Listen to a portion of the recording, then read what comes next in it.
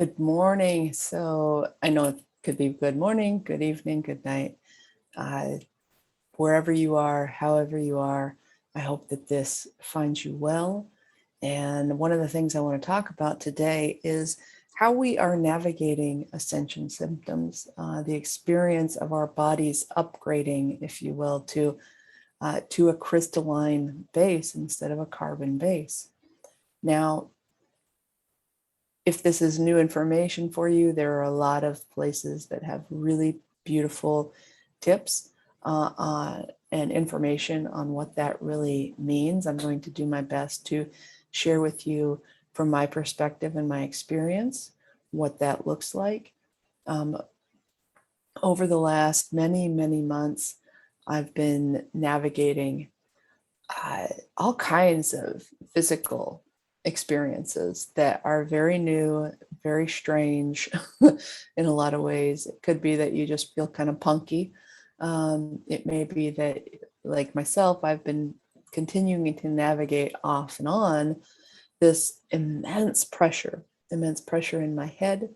Also, for me at the sacrum, there's been a huge amount of healing going on in the sacrum. All last year was really devoted to healing in the hip area. So that root chakra and the sacrum and all that's trapped in there. It was a huge amount of work around family, around sexuality, around just every heavy emotion. For me in particular, like navigating the immense masculine energies, distorted masculine energies that I was running into, as well as the deep experience of being a woman and the feminine energy. I do not like these words because I don't feel that they really in any way are accurate, but they are sort of what people have started to connect to. I connected at a young age to Taoism. I was maybe 16 or 17, and I loved the way that they explain the polarities with the yin and the yang, and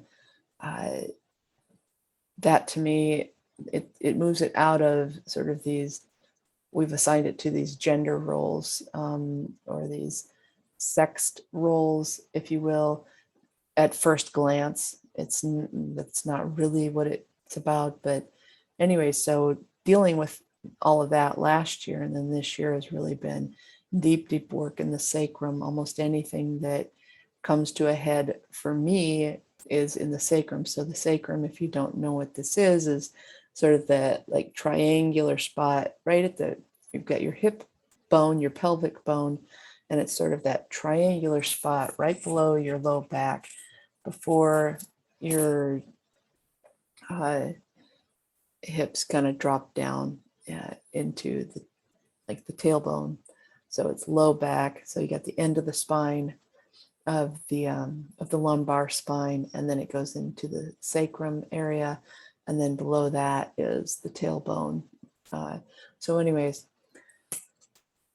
it's a lot of dealing with that. Now recently, like I said, I've been working with immense pressure in the head and also at the back of the neck. And it was a beautiful video done the other night by Eldora and Saman. They have a wonderful YouTube channel. I'm going to be hanging out at their incredible solstice event this year, December 20th, down in Miami. So I'll put a link to that in the show notes, in the description for this video, and this will also go on potentially on the podcast. We'll see. But anyhow, so I wanted to give you a few tips today, a few tips around how you can deal with the pressure in the head, if that's something you're experiencing. For me, I do not equate it specifically to high blood pressure. I did another video about this a little bit, but there's just this immense frequency that my upper region, that my crown is like it's open, it's bringing in.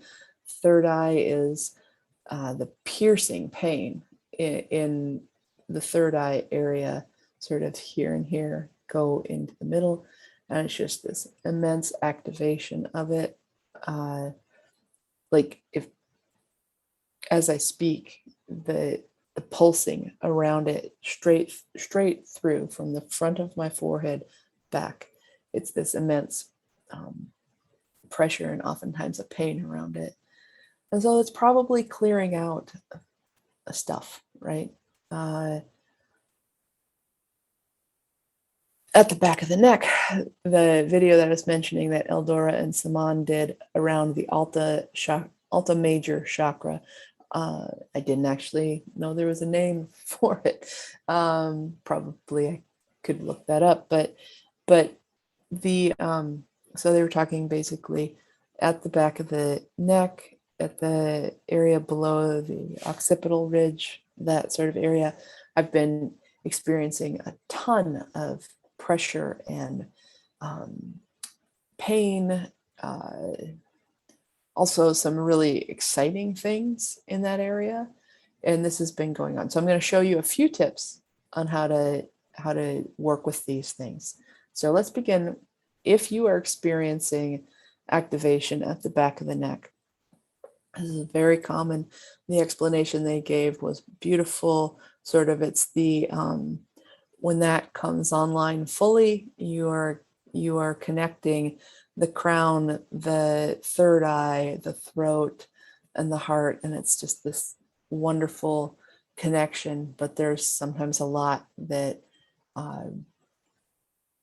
it takes a minute. And like I said, I've been going through this for months.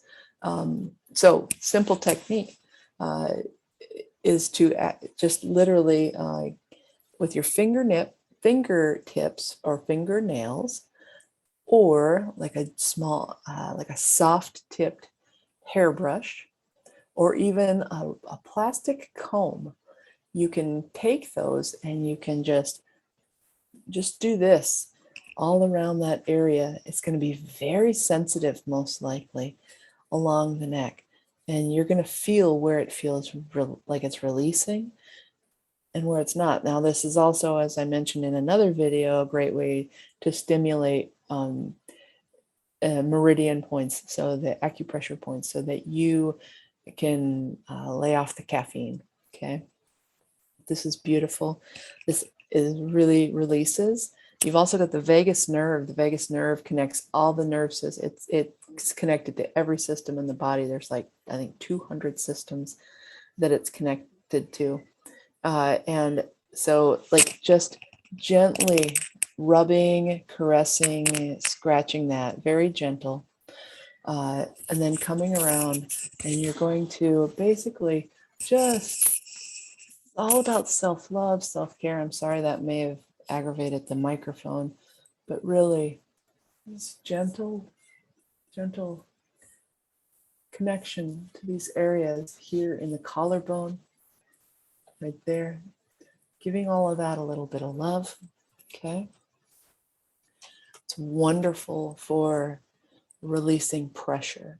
Also, getting in the shower and using that, like a hot or cold pressure, like if you've got a really hard setting on your shower nozzle, that can really loosen that up.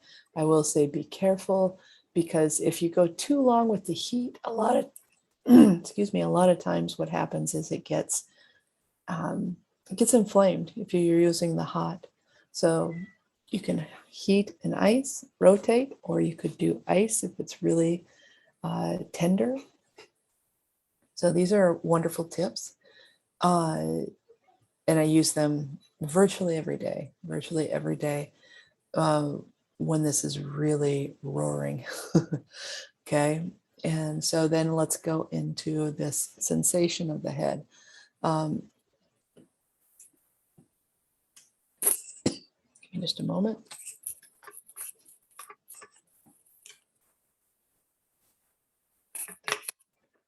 Okay.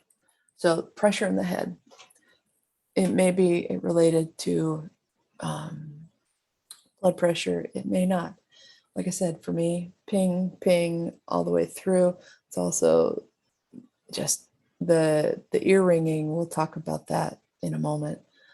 But for me last night, there was this beautiful thing that happened because I've been doing a lot of different techniques, running energy on it, sending love to that, to the meridian points that I work with for blood pressure.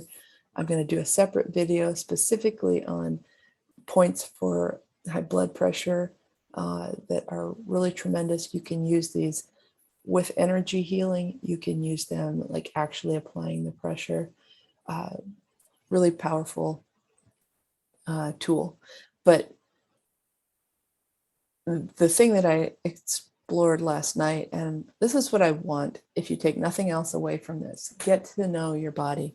Those areas where it is tender, those areas where it is sore to the touch, that's inflammation, okay? It's inflammation. And so for me, completely random, right? I was rubbing along my jawline in here, right on the side, rubbing the jawline. There was an airy, tender spot down in the jaw. Okay. And I found this spot and it was so sore. And what I did is applying the same techniques I use with acupressure and energy, I was literally just leaning into that sore spot on both sides, but it was really sore on this side, the right side. And I did that for 3 or 4 minutes. And the whole time I was breathing, just breathing deeply, just visualizing it opening up. And as I did that, I noticed when I stopped, my head, like it went from, I would say about a 9 on a scale of 10 in terms of the amount of pressure and dizziness to, I would say about a 3.5. So it dropped dramatically. And so since then, I'm still right around a 3, thereabouts, and I continue to work with things. The pressure for me is deeply affected by being on these gadgets. That's another thing we can talk about at a later time, but like EMF and how your body's accepting it or rejecting it, and what that excuse me, what that looks like. Give me a minute.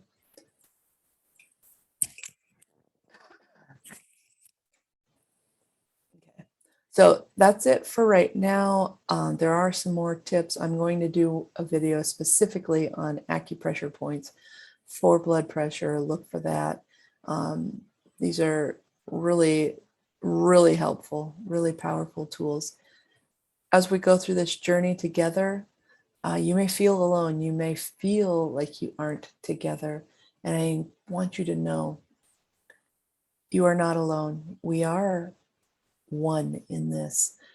We just have to work through what's going on with the upgrading of our vessel, the upgrading of our body, the upgrading of our connection to it. And I'm going to be talking more about that. But if you find yourself needing support during your awakening, during your ascension experience, I'm here. I'm here. You can book sessions with me. I work with people individually, and occasionally there are group events or classes. I work with you to help you get to the point where you can have the tools to walk through this with much more ease, going through your transformation, going through your ascension, understanding identity, understanding losing your identity, shifting your identity, all of these things, those are a big part of it. Leaving yesterday in the past, leaving tomorrow for tomorrow, and focusing on right now. That's going to bring you into such a greater place. Just that alone, learning how to do that. That's literally where we're all headed.